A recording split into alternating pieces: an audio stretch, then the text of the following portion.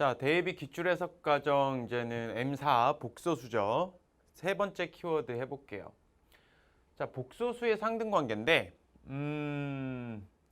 말 그대로 뭐 상등관계 복소수가 뭐 쉽게 말해서 좌변과 우변의 복소수가 있을 때 이 둘이 같을 조건이 뭐냐 뭐 이런 거라고 인지를 하면 될 것 같아. 근데 수상 기출해석 과정 전에 뭐 수상 기본을 배운 친구들은 복소수의 상등관계에 대해서 실수부는 실수부끼리 허수부는 허수부끼리 같다 정도는 인지를 하고 있을 겁니다. 근데 이제 본 키워드에서 알아야 될 부분은 어떤 걸 복소수의 상등관계로 처리를 할 것이냐, 그리고 어떤 문제는 복소수의 상등관계, 실수부, 허수부를 구분지어서 정리하는 게 아니라 다른 방법으로 처리할 것이냐, 이거를 구별짓는 눈이 필요한 거야. 문제 보면서 얘기를 한번 해볼게. 여기 있는 이런 녀석들, 사실은 우변은 이미 실수부, 허수부로 정리되어 있고요. 좌변만 실수부, 허수부로 정리해주면 되겠지. 그리고 여기 있는 이 좌변을 실수부, 허수부로 정리하는 것 자체는 절대 어려운 일이 아니잖아. 사실 이거 유리화만 해주고요. 통분해주면 되겠죠. 그래서 실수부는 실수부끼리, 허수부는 허수부끼리 같다라고 하면 미정계수가 여기 보세요. 실제 여기서 모르고 있는 문자가 두 개가 있죠. 그리고 우리는 실수부랑 구조를 이해하는 게 중요한데 좌변을 실수부, 허수부로 정리를 하고 우변을 이렇게 썼다라고 하면 우리는 여기서 이 값이 얼마라는 사실? 3이라는 사실. 여기서 이 값이 얼마라는 사실? 마이너스 2라는 사실을 알게 되고 핵심은 뭐야?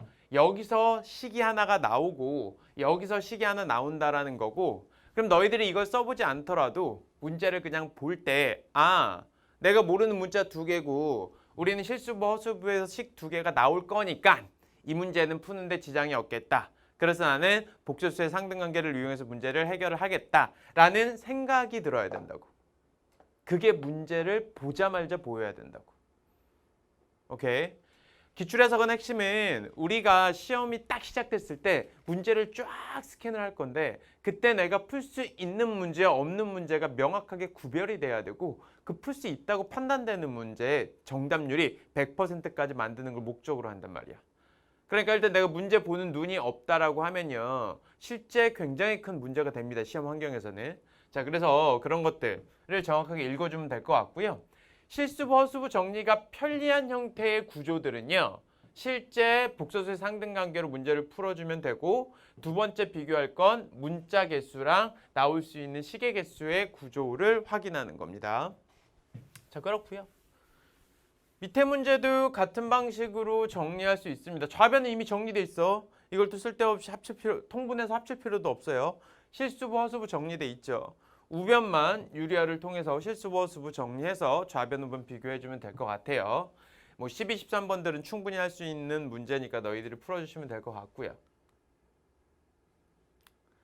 자, 뭐 요 얘기 이제 했으니까 넘어가겠습니다. 자, 그 다음에 14번부터 16번까지 문제들인데 일단 이것도 먼저 보자. 이걸 그냥 기계적으로 전개하는 것보다 일단 읽는 걸 먼저 하는 거라고. 좌변에 보니까 미정계수는 2개, 우변은 미정계수 없어.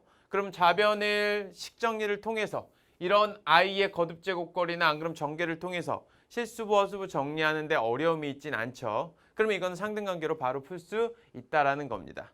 그래서 접근을 해주시면 될 것 같고요. 자, 15번 같은 경우는 가만히 보니까 자, 위에 거랑 밑에 거의 차이점을 비교해 줄게. 위에 거는 A, B가 실수라는 말이 있고요.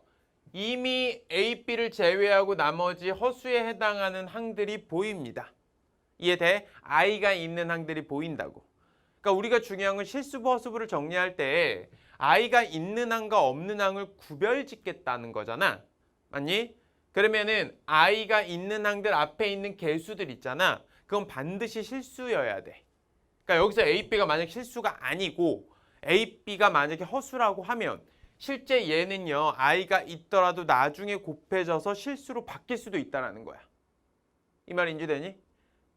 뭐 예를 하나 들자면 이런 거야. 내가 허수부라고 처음에 생각했어. 이렇게 AI가 실제 이거는 허수라고 생각하고 이 부분이 허수부라고 생각했다고 치자 이거야. 근데 A가 만약에 이 I면 됐니? 그럼 이 둘은 곱해져서 뭐야? 마이너스 2가 되잖아. 그럼 실제로 이거는 뭐야? 허수가 아니고 실수가 되는 거잖아. 이해됐어요?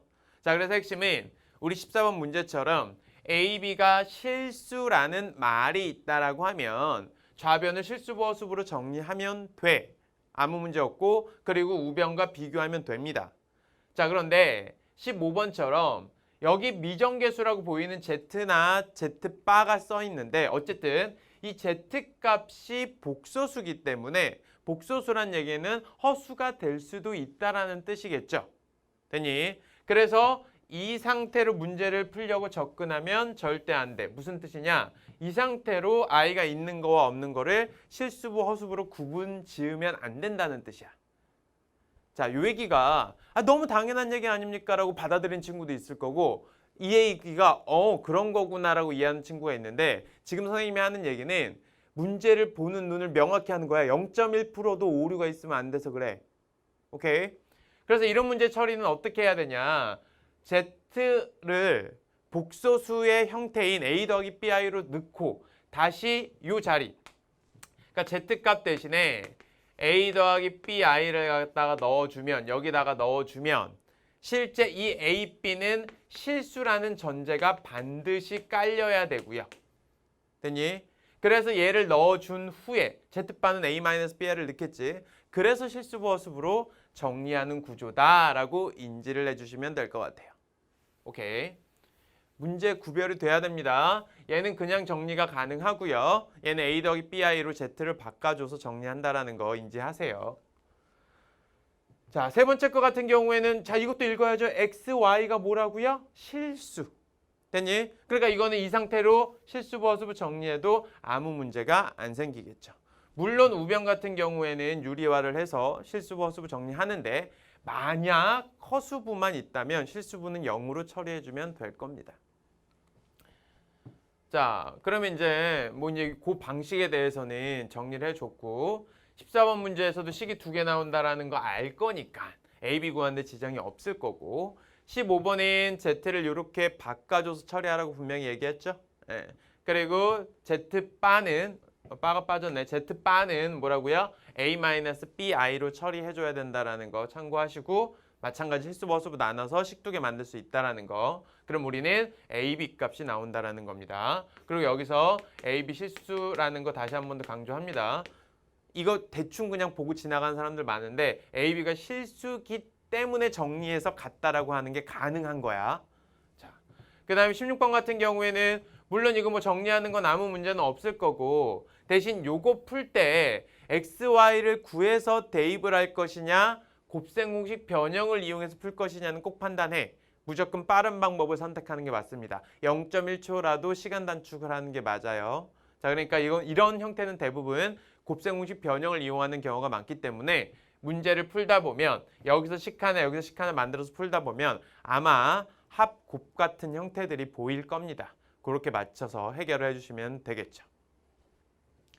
일단 세 번째 키워드네요. 세 번째 키워드 우리 복소수의 상등관계는 이런 식으로 정리를 해서 문제를 푸는데 주의해야 될 건 하나만 주의하면 됩니다.